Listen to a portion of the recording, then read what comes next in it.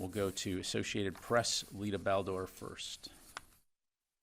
Hi, thank you. A couple things just for some quick clarifications.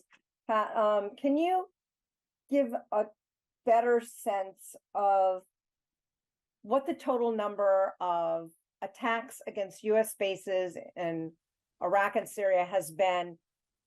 Was there an additional one today or not? Can you just kind of sketch us out?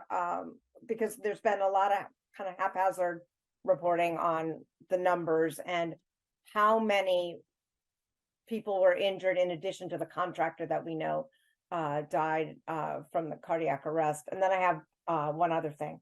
Thanks, Lita. So in terms of those numbers and statistics, we are working with U.S. Central Command to get you a comprehensive list for the public record. And so we'll endeavor to get that to you all as soon as possible. What I can tell you right now, and again, we're still continuing to ensure that this accounts for everything, but between October 17th and the 24th, U.S. and coalition forces have been attacked at least 10 separate times in Iraq and 3 separate times in Syria via a mix of one-way attack drones and rockets. So again, those are the initial numbers. We're continuing to work to CENTCOM to ensure we get you the facts on these. And so again, we'll get that to you as soon as possible. And I'm sorry, you said you had a follow-up? Yes. Can you say whether any of the prepared to deploy forces have actually been activated at this point? And can you give us a better sense of what Lieutenant General Glynn and this team is doing in Israel? Did that sort of double the number of advisors there, and what? Just give us a little bit more clarity on what they're doing. Sure. In terms of the prepare to deploy, the forces that have been notified under prepare to deploy orders, to my knowledge, those forces have not been tasked to deploy at this point in time. I will say that separately, the deployment of the Terminal High Altitude Area Defense Battery and the additional Patriot battalions that we announced this weekend, their deployment is underway. I'm not going to be able to go into numbers. I'm not going to be able to go into locations other than to say to an undisclosed location in the Middle East.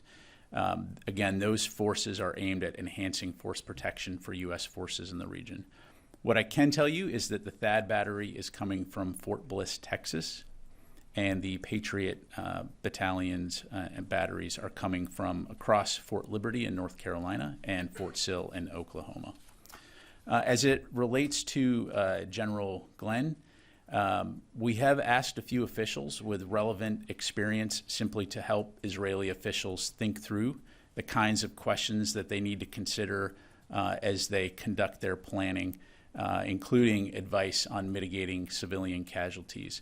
As I'm sure you've seen reported, these officials, to include General Glenn, have deep experience when it comes to urban combat. And so, again, they're there temporarily with their military expertise to just go through and discuss some of the hard questions that the IDF should consider as they plan various scenarios. I will be very clear here, though. The IDF will and always will make its own decisions. They are not there to direct, again, simply to provide advice.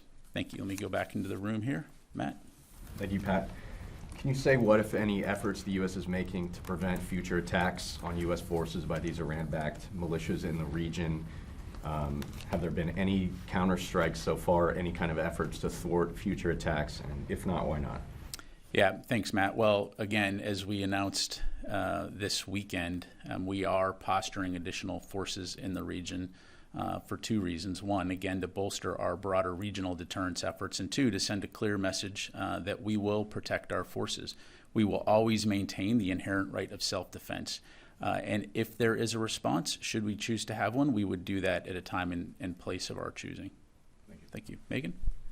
A group of senators sent a letter to OSD yesterday about a new over-the-counter birth control pill requesting that TRICARE cover it. Has OSD received it, and does OSD plan to respond by the end of the month as the senators requested?